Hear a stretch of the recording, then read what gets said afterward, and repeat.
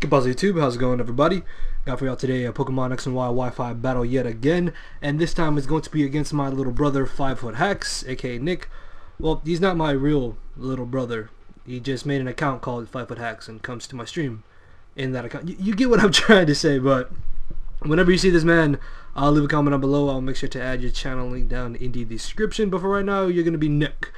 And I want to thank everybody for showing my previous PS Live some support. I know I haven't uploaded one of those in like a month, and a lot of you seem to really have liked it, so I will definitely try my best to at least upload maybe 2 or so a week from now on, because I'm going to try to upload daily for this month, and we'll see how that goes for the next following months after that, days or so.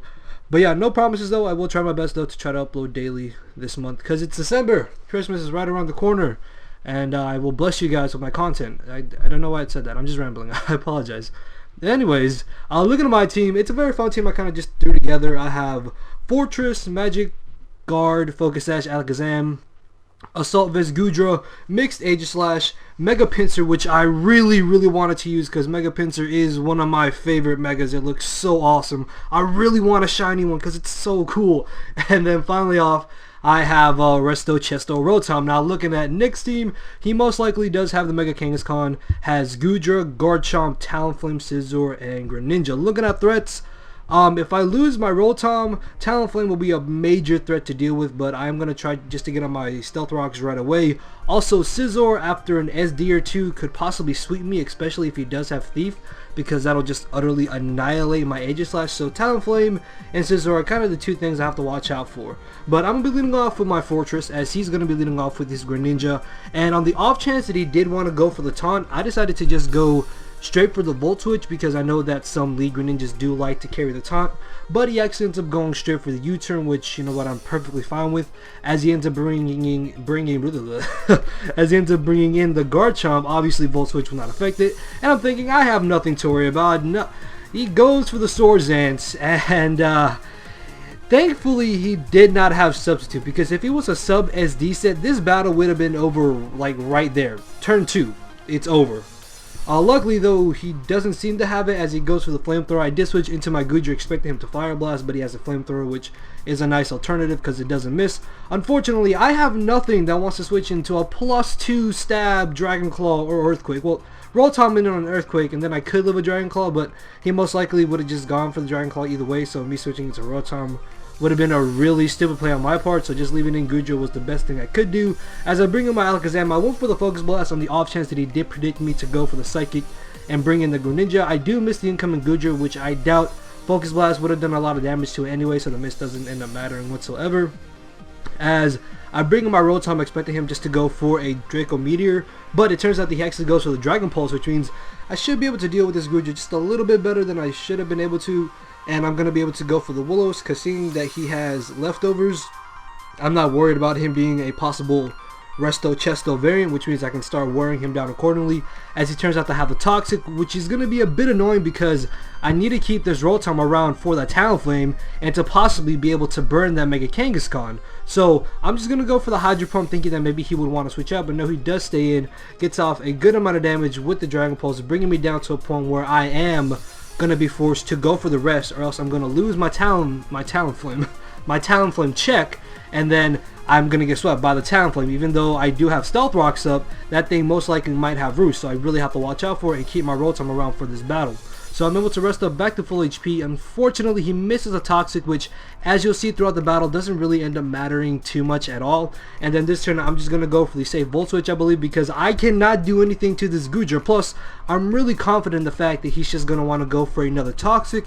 That way, I can bring in my Aegislash and just start going for the Sacred Sword. Even though I only have 16 attack EVs, it still should be doing a good amount of damage, as he actually ends up going for the Dragon Pulse. Obviously, Aegislash does resist that, so I'm able to easily take it. And even if he has the Flamethrower, I'm not really too worried about it, because I am in my defensive form, and I'm very positive that this is more of a specially defensive Goodra as opposed to a specially offensive Goodra. So I am going to go for the Sacred Sword, as he actually predicts me to Shadow Sneak or possibly Shadow Ball and brings in the Kangaskhan, and because I only have 16 attack EVs, as I said, he's going to be able to barely live, but I'm very confident in the fact that after I go for the King Shield this turn, I will be able to live any hit that this Mega Kangaskhan wants to go for, so I no longer have to worry about it. I didn't list this as a threat because I knew if it came down to it, Aegislash would be able to beat it one-on-one after a bit of prior damage. So that's what I'm going to do. I'm going to go for the King Shield as he turns out to have the Earthquake. And I thought that I would take this Earthquake a whole lot better than I'm about to, but I live on like maybe 5%, 17 HP to be exact. But I live nonetheless, and I'm going to be able to knock out the Mega Kangaskhan, which is really great because that's one potential threat out of the way. Unfortunately though, he still has Garchomp and Talonflame, which I have to watch out for, but I do still have my Rotom, so I'm not entirely too worried about Talonflame. It's just mainly that Garchomp that I really have to watch out for. So he's going to bring in the Greninja, and here I didn't go for the Shadow Sneak on the off chance that maybe he wanted to go for the U-turn, so I decided just to go for the Shadow Ball, but he is just going to end up going for the safe Surf and easily knocking me out, as I'm going to be able to get a free switch into my Rotom. Even if he has the Grass Knot, it would do practically nothing to my Rotom, which means I feel very comfortable in just going straight for the Volt Switch. As he does end up predicting this, he's going to bring in the Goodra, which obviously is going to take nothing from this Volt Switch because it is resisted, and I'm going to be able to bring in my Pinsir. Now this Pinsir actually does not have Moxie. I need to breed one with Moxie because I believe this one has Hyper Cutter because that's the one Nathan gave me, but it's fine because even if I had not Mega Evolved and got the Moxie boost, he could have just easily just brought in the Talonflame and forced me to switch out anyway. So I just go ahead and Mega Evolve, and I'm going to be able to knock out this Goodra, so I no longer have to worry about it. He does get the Gooey, which really does not end up mattering whatsoever, and he's going to bring in the Talonflame. Thankfully I did get on my Stealth Rocks, and it's brought down to 51%. Obviously I don't want to stay in and take a Brave Bird because he most likely does have the Gale Wings, which gives priority to flying type moves, so I'm going to be forced to switch out into my Rotom, and because I am max defense and max HP, I'm going to be able to easily take that hit, as it turns out that he's Life Orbed. So this turn I'm going to predict him to predict me to Volt Switch and go for the Roost, and what I'm going to do is actually go for the Hydro Pump, and that's exactly what happens. Thankfully I do not miss, and I'm able to knock out the Talonflame, which means the only threat that he has left is that Garchomp. So he's going to bring back in the Greninja. I know I should be able to live any hit that he wants to go for, so I'm just going to stay in and go for the Volt Switch on the off chance that he did try to go for the Dark Pulse, and I did live. Then that way I would be able to possibly knock out Greninja, but he does end up going for the safe U-turn. He's going to bring in the Garchomp. Obviously he's not going to be affected by the Volt Switch, and something was telling me to go for the Will-O-Wisp, If I had gone for the Will-O-Wisp instead of the Volt Switch, I would have been able to deal with this Garchomp because he has the Lumberry, and my Rotom is going to get smashed. This thing is a +2. Luckily though, I still have my Serial Killer, my Alakazam, with my Focus Sash intact, so I'm going to go straight for the Psychic. I really do not care if he wants to switch out to Greninja. I cannot mess around with this Garchomp. We do not mess around with threats. So he's going to bring me down to my Sash. Then this turn, on the off chance that he did want to switch out into Greninja, I don't want to risk missing the Focus Blast, so I decided to go for the Shadow Ball. And actually, what I should do is put Dazzling Gleam on this Alakazam, because I could have definitely gone for that and possibly knocked out this Greninja. I'm probably going to do that after I'm done narrating. Either way, I'm going to bring in my Fortress because I know at this point Garchomp is at such low HP that it is no longer a threat whatsoever. So if he wants to get up to +6 on my Fortress, I really do not care. I still have my Mega Pinsir and my Alakazam that can easily outspeed it. So I'm just basically going to leave in my Fortress for Death Water. I know that I will be able to live a Flamethrower because I am at full HP and I do have my Sturdy intact. So what I'm going to do is actually go for a layer of Spikes.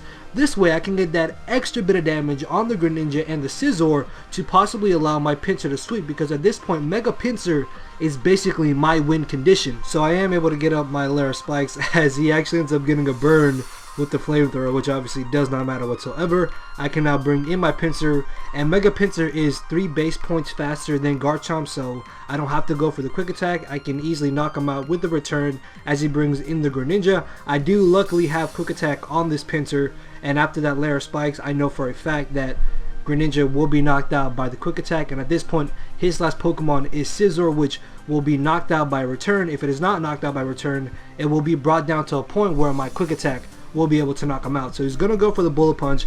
At this point, even if he got a crit, as you can see there, I still would have been able to live, and I can easily knock him out with one return, and that's going to be the 2-0 victory in my favor. So yeah, it was definitely a close battle. This battle turned out to be a whole lot better than I thought it would be, and it was definitely intense and a lot of fun. That Garchomp had me on my toes the entire game because that thing was a giant threat, especially with him having Greninja and me being an idiot and not having Dazzling Gleam on my Alakazam. But in the end, hopefully you guys enjoyed it. If you did, make sure to leave a like, leave a comment, subscribe to some more content. And if you did not see my PS Live that I uploaded yesterday, that should be playing on your screen right now. There will be an annotation on that. You guys can click that and go watch the video. And with that, guys, enjoy the rest of your night and day. And I think I am out of here. Later, everybody.